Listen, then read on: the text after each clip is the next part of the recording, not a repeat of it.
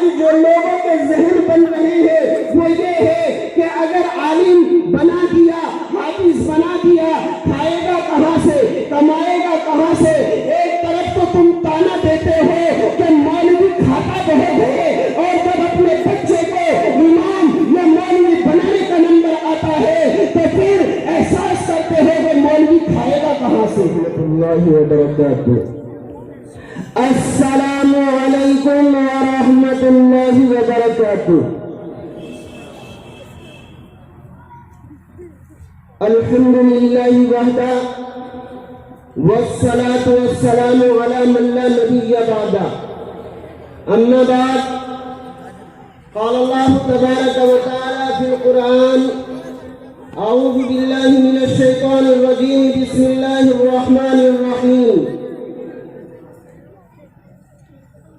انا نحن نزلنا الذکر وانا له لحافظون۔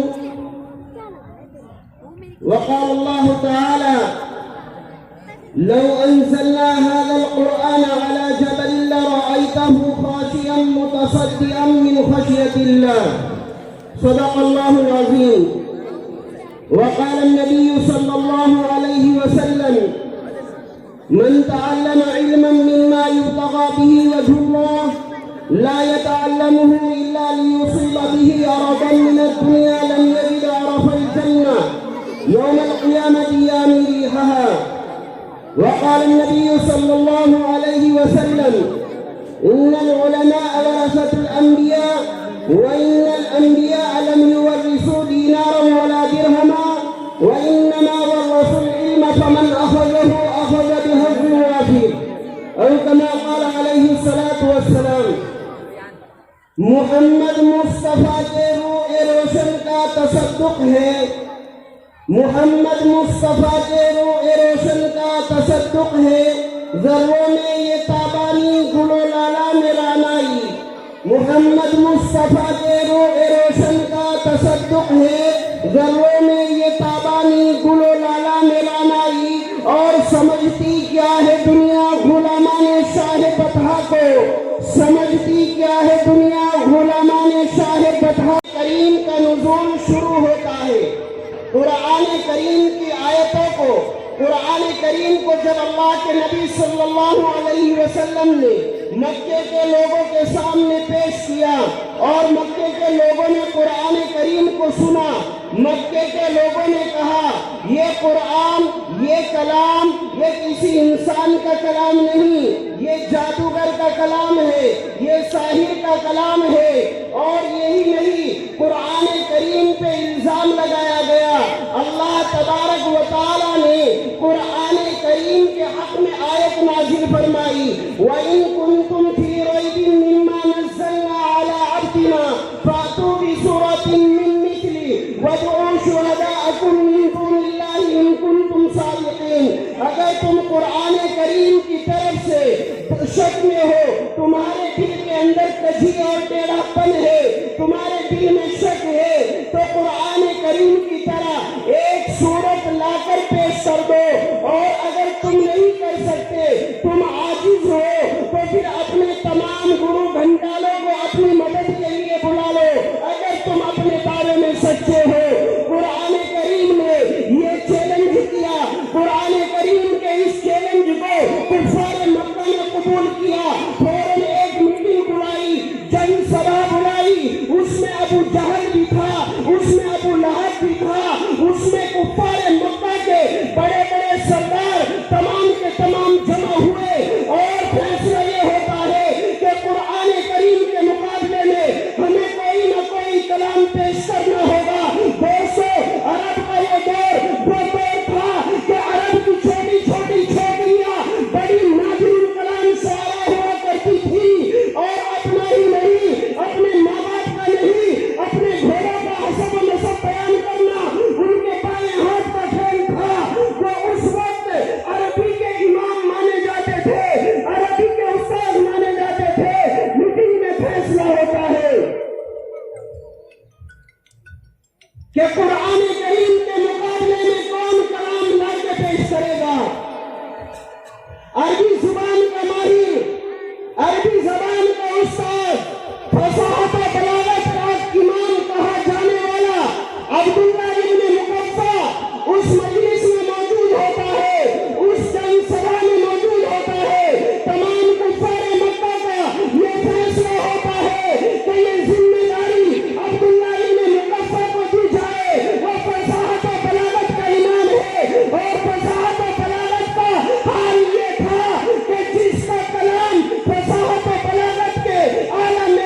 میں ہوتا تھا اس کلام کو خانہ کعبہ میں لٹکا دیا جاتا تھا۔ ایک عرصہ ہو گیا تھا عمران قیس کا کلام خانہ کعبہ میں لٹکا ہوا تھا، اس سے بہتر کلام کبھی نہیں آیا تھا، سب سے اول پوزیشن حاصل تھی عمران قیس کے کلام کو خانہ کعبہ میں لٹکا ہوا ہے۔ حضور علیہ السلام تشریف لائے، قرآن کا نزول شروع ہوا، قرآن کریم کی سب سے خوبصورت آیت وَقِيلَ يَا أَرْضُ ابْلَعِي مَاءَكِ وَيَا سَمَاءُ أَقْلِعِي وَغِيضَ الْمَاءُ وَقُضِيَ الْأَمْرُ وَاسْتَوَتْ عَلَى الْجُودِ وَقِيلَ بُعْدًا لِلْقَوْمِ الظَّالِمِينَ نازل ہوتی ہے۔ ادھر عمران قیس اس دنیا سے جا چکا ہے، اس کی بہن زندہ ہے، اس کی بہن کو بلایا جاتا ہے اور کہا جاتا ہے جا خانہ کعبہ میں چلی جا اور اپنے بھائی کے کلام کو اتار کر نیچے پھینک دے، کیونکہ اس سے بہتر کلام نازل ہو چکا ہے۔ یہ قرآن کریم کی وہ آیت ہے، علماء کرام تشریف فرما ہے، قرآن کریم کی اس آیت میں اتنے حروف نہیں، اتنے الفاظ نہیں، جتنے اس میں فصاحت و بلاغت کے کھاٹے مارتے سمندر نظر آتے ہیں۔ فصاحت و بلاغت کے اعتبار سے جتنے اس میں قواعد ہیں اتنے حروف تک نہیں۔ اتنی قرآن کریم کی سب سے خوبصورت آیت، عمران قیس کی بہن نے یہ آیت سنی، خانہ کعبہ میں گئی، اپنے بھائی کے کلام کو اتار لیا کہ حقیقتاً یہ کلام کسی بشر کا کلام نہیں ہے۔ بے شک یہ قرآن کریم کا معجزہ تھا۔ کفار مکہ نے عبداللہ ابن مقفع کو یہ ذمہ داری دی کہ آپ قرآن کریم کے مقابلے میں کلام لا کر کے پیش کریں گے۔ پورا 1 سال ہو گیا، دروازے گھر کے بند ہیں، گھر میں قید ہو چکا ہے، رات کو بھی لکھتا ہے، دن کو بھی لکھتا ہے، صبح بھی لکھتا ہے، شام کو بھی لکھتا ہے، عربی زبان میں مقالے لکھتا گیا، مضمون لکھتا گیا، کلام لکھتا گیا، اشعار لکھتا گیا۔ 1 سال کے بعد جب اس نے اپنے کلام کا جائزہ لیا، اس کو یقین ہو چکا تھا کہ میں نے قرآن کریم سے بہتر کلام تیار کر لیا ہے۔ خوشی بخوشی اپنے گرو بھنڈاروں کے پاس، اپنے سرداروں کے پاس جاتا ہے اور جس وقت مسلمانوں کی گلی سے گزرتا ہے، مسلمان کے گھر سے ایک بچے کی آواز آتی ہے، وَقِيلَ يَا أَرْضُ ابْلَعِي مَاءَكِ وَيَا سَمَاءُ أَقْلِعِي وَغِيضَ الْمَاءُ وَقُضِيَ الْأَمْرُ وَاسْتَوَتْ عَلَى الْجُودِ وَقِيلَ بُعْدًا لِلْقَوْمِ الظَّالِمِينَ۔ عبداللہ ابن مقفع اس آیت کو سنتا ہے اور وہ حیران و شرشر رہ جاتا ہے، سر سے لے کر پاؤں تک پسینہ پسینہ ہو جاتا ہے اور کہتا ہے خدا کی قسم، پیدا کرنے والے کی قسم، یہ کلام کسی بشر کا کلام ہو ہی نہیں سکتا۔ اپنے گھر میں جاتا ہے، اپنے تمام اشعار کو، تمام مضمونوں کو، تمام کلاموں کو پھاڑ کے جلا کے راک کر کے اڑا دیتا ہے، اللہ کے نبی کی خدمت میں حاضر ہوتا ہے اور لا الہ الا اللہ پڑھ کے مسلمان ہو جاتا ہے۔ سبحان اللہ کہہ دو۔ یہ قرآن کریم کا معجزہ ہے میرے بھائیوں۔ اس قرآن کریم کو سکھانے کے لیے، اس قرآن کریم کو امت کے بچوں کو، امت کے نونہالوں کی زندگی میں لانے کے لیے میرے بھائیوں، یہ علماء کرام کی جماعت رات دن قربانیاں دیتی ہے، محنتیں کرتی ہے۔ میں نے قرآن کریم کی آیت پڑھی ہے، اِنَّا نَحْنُ نَزَّلْنَا الذِّكْرَ وَإِنَّا لَهُ لَحَافِظُونَ۔ پوری تفسیر بتانے کا نہ تو میرے پاس وقت ہے نہ آپ کے پاس وقت ہے۔ مجھے جو موضوع دیا گیا ہے اس کے لیے بہت زیادہ وقت درکار ہے، میں بہت شارٹ کٹ میں آپ کو بتاتا ہوں۔ علامہ آلوسی رحمۃ اللہ علیہ نے اس آیت کی تفسیر بیان فرمائی، اے فی قلوبنا اولیاء وَإِنَّا لَهُ لَحَافِظُونَ کی تفسیر بیان کر رہا ہوں۔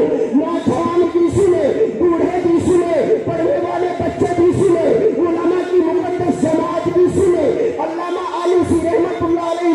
تفسیر بیان فرمائی اے فی قلوبنا اولیاءنا کہ ہم قرآن کی حفاظت فرشتوں کے ذریعے نہیں کریں گے، ہم قرآن کی حفاظت جنات کے ذریعے نہیں کریں گے، پھر مولا کریم قرآن کریم کی حفاظت کیسے کی جائے گی؟ آواز آئی اے فی قلوبنا اولیاءنا، ہم قرآن کریم کو اپنے بچوں کے اپنے پیسوں کے دلوں میں محفوظ کر دیں گے۔ حشر کا میدان ہوگا، اولین و آخرین کا اجتماع ہوگا، آواز آئے گی، قرآن کے محافظ کھڑے ہو جائے، علماء کی مقدس جماعت کھڑی ہوگی، آواز آئے گی، وہ لوگ بھی کھڑے ہو جائے کہ جنہوں نے قرآن پڑھنے والے بچوں کا تعاون کیا تھا۔ ایک بہت بڑی جماعت مدرسوں میں چندہ دینے والی، مدرسوں کے بچوں کی مدد کرنے والی کھڑی ہو جائے گی، آواز آئے گی کہ وہ ہر آدمی کھڑا ہو جائے جس نے حفظ قرآن کے لیے ذرا سی بھی محنت کی تھی، ہمارے جیسا کھڑا ہوگا، اللہ میں نے کیا تو کچھ نہیں، میرے محلے کا ایک بچہ پڑھنے جاتا تھا، میں نے اس کو ہدیے میں قرآن دیا تھا، آدمی کھڑا ہوگا کہے گا اے اللہ میں نے کیا تو کچھ نہیں، لیکن ہمارے محلے کا ایک بچہ جس حاجی صاحب کے پاس مولانا کے پاس قرآن کریم پڑھنے جاتا تھا، اے اللہ میں اس کی دعوت کیا کرتا تھا، میں اس کو ہدیے دیا کرتا تھا، اللہ کی طرف سے انشاءاللہ اعلان عام ہوگا، جاؤ آج ہم نے تم سب کی مغفرت کر دی۔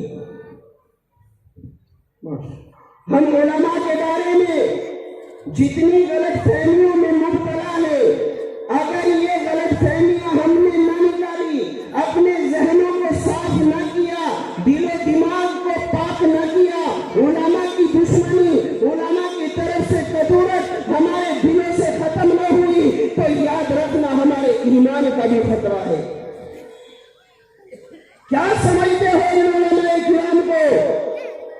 آؤ ان علماء کے قدموں میں بیٹھ کر دیکھو، یہ تمہیں 50,000 راویوں کے نام بتلائیں گے، ان کی زندگیاں بتلائیں گے، تمہیں نبی کا طریقہ بتلائیں گے، تمہیں نبی کی سنتیں بتلائیں گے، تمہیں نبی کے رہن سہن کے بارے میں بتلائیں گے، تمہیں نبی کے کھانے پینے کے بارے میں بتلائیں گے، لیکن ان تمام باتوں کے باوجود پھر بھی یہ تمہارے تانے سہتے ہیں، تمہاری گالیاں سنتے ہیں، چندے کے نام پہ تمہارے علماء کرام کو ذلیل کرتے ہیں۔ یاد رکھنا ہم کو شخص جو علماء سے تعلق رکھتا ہے، خدا کی قسم قبلے کی طرف سے اس کا منہ پھیر دیا جاتا ہے۔ اللہ اسلام، یہ چھوٹے چھوٹے بچے جو قرآن کریم پڑھنے والے ہیں، حفاظ کرام کی یہ جماعت، یہ کوئی معمولی جماعت نہیں، اللہ کے معصوم فرشتوں کی جماعتوں کی جماعتیں نازل ہوتی ہے اور ان کے پیروں کے نیچے اپنے پروں کو بچھاتی ہے، سمندر میں مچھلیاں ان کے لیے دعائیں مغفرت کرتی ہے۔ یہ مقام ہے ان چھوٹے چھوٹے پڑھنے والے بچوں کا۔ شاعر کہتا ہے کہ ہم یہاں ایسے رہیں کہ ویسے رہیں، ہم یہاں ایسے رہیں کہ ویسے رہیں، تم ہمیں وہاں دیکھنا کہ ہم کیسے رہیں۔ نوجوان دوستوں اور بزرگان دین، اللہ تبارک و تعالیٰ نے اگر موقع عطا فرمایا ہے تو یاد رکھنا اپنے بچوں کو قرآن کریم کی تعلیم ضرور دے۔ کیوں؟ اس وجہ سے کہ آج جو رجحان بڑھا جا رہا ہے، آج جو لوگوں کے ذہن بن رہے ہیں وہ یہ ہے کہ اگر عالم بنا دیا، حافظ بنا دیا، کھائے گا کہاں سے، کمائے گا کہاں سے؟ ایک طرف تو تم تانا دیتے ہو کہ مولوی کھاتا بہت ہے، اور جب اپنے بچے کو امام یا مولوی بنانے کا نمبر آتا ہے تو پھر احساس کرتے ہو کہ مولوی کھائے گا کہاں سے۔ اس لیے ضرورت ہے، میں یہ نہیں کہتا کہ کالجوں میں نہ پڑھائے، اسکولوں میں نہ پڑھائے، ہمیں ڈاکٹر کی بھی ضرورت ہے، ہمیں انجینئر کی بھی ضرورت ہے، ہمیں جج اور آفیسر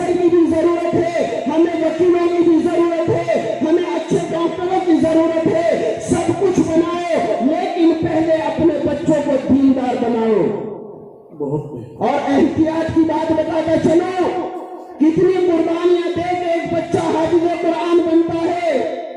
حضرت بایزید بستامی رحمت اللہ علیہ شمس الاولیاء جن کو کہا جاتا ہے، ماں اس بچے کو لے کے مدرسے میں جاتی ہے، یتیم بچہ ہے، والد فوت ہو چکے ہیں، استاد کے پاس گئی اور کہا کہ مولانا یہ یتیم بچہ ہے، میں چاہتی ہوں عالم بن جائے، حافظ قرآن بن جائے، اور جب تک یہ حافظ نہ بنے تو اس کو چھٹی نہ دینا، اس کی چھٹی بند رکھنا۔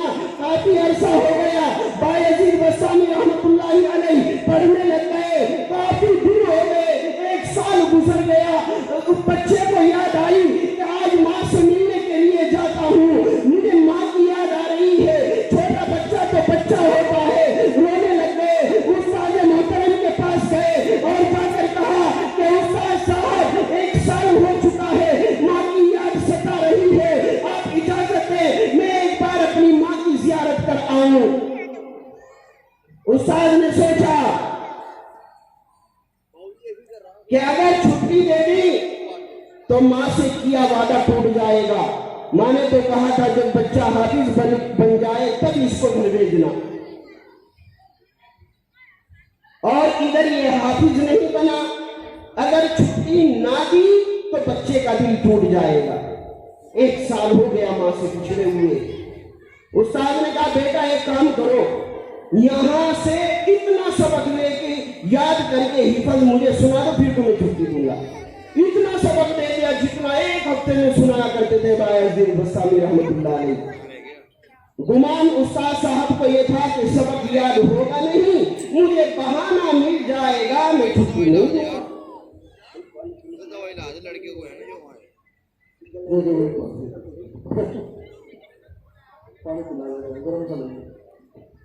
تو میرے بھائیو، بایزید بستامی رحمت اللہ علیہ سبق یاد کرنے نہیں بیٹھے، مسجد میں گئے، رونے لگ گئے، اے اللہ تو جانتا ہے میں مجبور ہوں، اتنا سبق میں یاد نہیں کر پاؤں گا، اے اللہ میرے استاد میرا امتحان لینا چاہتے ہیں، مجھے گولی دے رہے ہیں، مجھے ڈرا رہے ہیں تاکہ سبق یاد نہ ہو اور میں گھر جا نہ سکوں، اے اللہ میں اپنی ماں کو دیکھنا چاہتا ہوں، رو رہے ہیں، اللہ کے سامنے گڑ گڑا رہے ہیں۔ پھر اس کے بعد اللہ کی مدد آئی اور حضرت بایزید بستامی رحمت اللہ علیہ قرآن کھول کے سبق یاد کرنا شروع کر دیتے ہیں۔ جب سبق یاد کرنا شروع کیا، پورا کا پورا سبق حفظ یاد ہو چکا تھا۔ استاد کے پاس گئے اور جا کے کہا استاد السلام علیکم، سبق یاد ہو چکا ہے اور میرا سبق سن لیجئے، مجھے چھٹی دے دیجئے، مجھے اپنی ماں سے ملنے جانا ہے۔ استاد نے کہا اتنی جلدی سبق کیسے یاد ہو گیا؟ کہ جی بس ہو گیا، سبق سن لو۔ سبق سنا، اکبر سبق سنا دیا۔ استاد نے کہا ٹھیک ہے اپنی ماں سے مل کے آؤ۔ حضرت بایزید بستامی رحمت اللہ علیہ اپنے گھر کے لیے نکلے، گھر کے دروازے پہ پہنچے، جا کے دستک دی، کنڈی کھٹکھٹائی، آواز دی، اندر سے آواز آئی کون ہو؟ کہا اماں آپ کا یا بایزید حاضر ہے، آپ کی زیارت کرنا چاہتا ہے۔ ماں نے کہا کہ ایک تو میرا بایزید وہ ہے جسے میں مدرسے میں داخل کر کے آئی تھی اور میں نے وعدہ کیا تھا، میں نے قسم اٹھائی تھی، حلف اٹھایا تھا استاد کے سامنے کہ اس کو اس وقت تک چھٹی نہ دینا جب تک یہ قرآن حفظ نہ کر لے۔ آپ کون سے بایزید ہو؟ میں کسی دوسرے بایزید کو نہیں جانتی۔ بایزید نے کہا کہ ماں تیرا بیٹا بایزید حاضر ہے،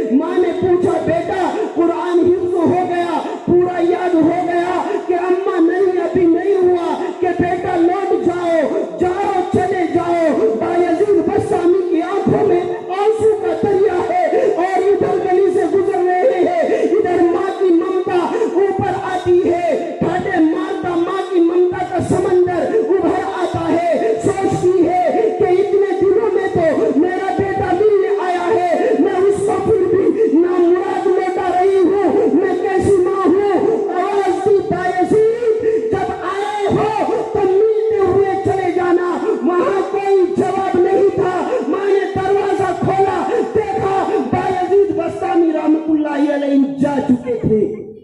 پھر 1 سال گزرا، 2 سال گزرے، 3 سال گزرے، 12 سال گزر گئے. اس کے بعد گھر آئے. اتنی قربانی دینی پڑتی ہے میرے بھائیوں، بڑی حفاظتیں کرنی پڑتی ہے ایک بچے کو حافظ بنانے کے لیے. حرام سے اپنے بچوں کو بچاؤ، قمار سے، جوا بازی سے، سٹے سے، نشے سے اپنے بچوں کو بچاؤ گے تو حافظ بنے گا. ایک شہر کا واقعہ میں سنا دوں. ایک بچے کے 25 پارے حفظ ہو گئے. 25 پارے. بڑے گھرانے کا بچہ ہے، مالدار باپ کا اکیلا بیٹا.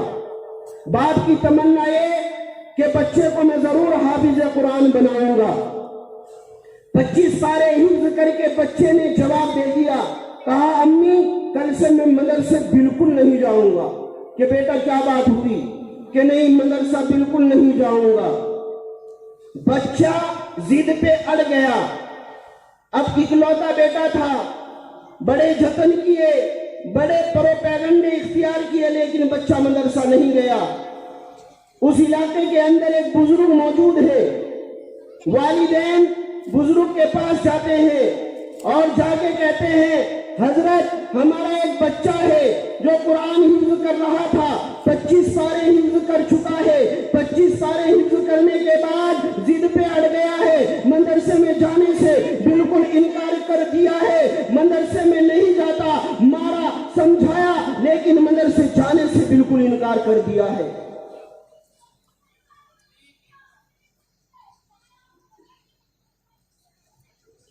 حضرت نے کہا کہ یہ بتلاؤ بچہ جب شام کو پڑھ کر گھر لوٹتا ہے تو کیا کرتا ہے؟ غور سے سننا بھائی، واقعہ تب سمجھ میں آئے گا. جب شام کو واپس پڑھ کے آتا ہے تو کیا کرتا ہے؟ والدہ نے بتایا کہ حضرت مجھ سے 10 روپے لیتا ہے. ہماری گلی میں ایک برگر والا ہے جو ریڑھی لگاتا ہے، ٹھیلی پہ برگر بیچتا ہے. بچہ روزانہ اس سے ایک برگر خریدتا ہے اور کھاتا ہے. حضرت نے فرمایا کہ دیکھو آپ اس کا برگر وہاں سے کھانا بند کروا دو، مدرسے میں اس کو بھیج دوں گا. ماں تو ماں ہوتی ہے. ماں نے کہا حضرت یہ میں کر لوں گی. تو گھر آ گئے، شام ہوئی، بچے نے کہا امی 10 روپے دینا، برگر کو جی چاہ رہا ہے، برگر کھانے جاؤں گا. ادھر ماں نے کہا کہ بیٹا برگر کھانے کو تو میرا بھی من کر رہا ہے، ایسا کرتے ہیں آج گھر میں ہی بہت سارے برگر بنائیں گے اور دونوں بیٹھ کر مزے سے کھائیں گے. بچہ راضی ہو گیا. ماں کی چال کو سمجھ نہ سکا.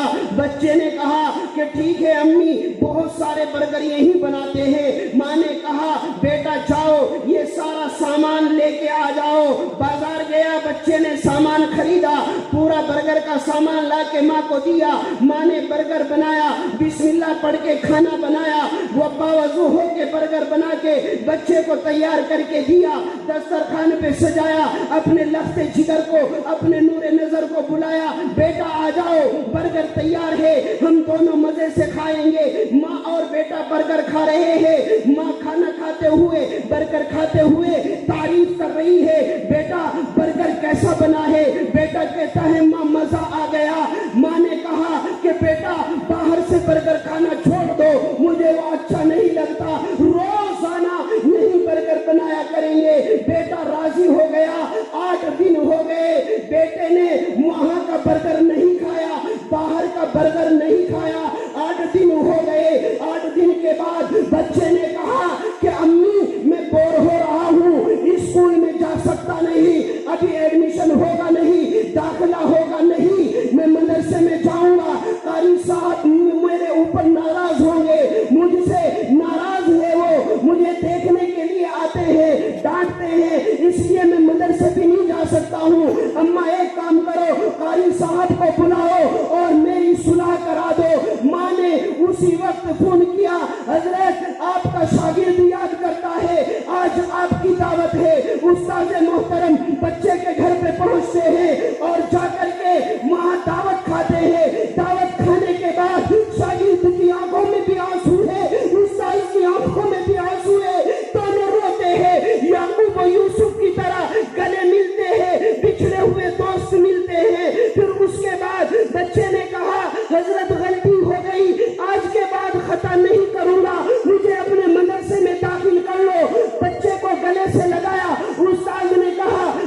صبح مدرسے میں حاضر ہو جانا۔ اس بچے نے صبح سے جانا شروع کیا، پڑھائی شروع ہو گئی۔ ماں اور باپ دونوں حضرت کے پاس گئے اور جا کر کے کہا حضرت ایک ہفتہ ہو گیا باہر کی کوئی چیز ہمارے بچے نے نہیں کھائی، جو اس نے مانگا میں نے گھر میں اس کو دیا، جو اس نے مانگا میں نے بنا کے کھلایا، میرا بچہ اب مدرسے جانے لگ گیا ہے، آپ کا بہت احسان ہے، مگر یہ بتا دو کہ یہ ہوا کیوں کر تھا، آپ نے برگر بند کیوں کروایا؟ وہ حضرت کہنے لگے کہ مائی سن، جس آدمی سے، جس دکاندار سے، جس ریڑھی والے سے تیرا بچہ جا کے شام کو روزانہ برگر کھاتا تھا، نہ وہ کبھی استنجا کرتا ہے اور نہ کبھی استنجا کر کے ہاتھ دھوتا ہے،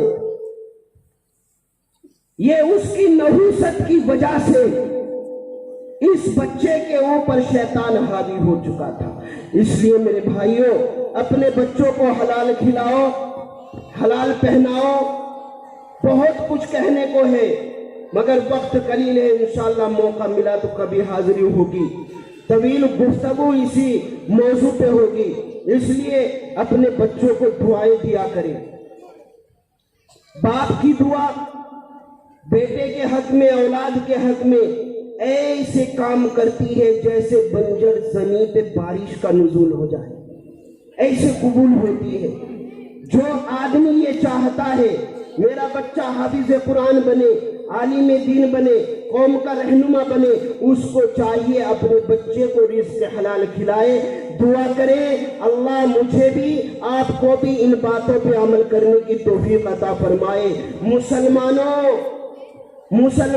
اٹھو، قرآن کی عظمت کو چمکاؤ، مسلمانوں اٹھو، قرآن کی عظمت کو چمکاؤ، جہان بے اما کو عافیت کے راز سمجھاؤ، مسلمانوں اٹھو، قرآن کی عظمت کو چمکاؤ، جہان بے اما کو عافیت کے راز سمجھاؤ۔ زمانہ آج بھی قرآن ہی سے فیض پائے گا، مٹے گی ظلمت شب اور سورج جگمگائے گا۔ وآخر دعوانا الحمدللہ رب العالمین۔ ماشاءاللہ۔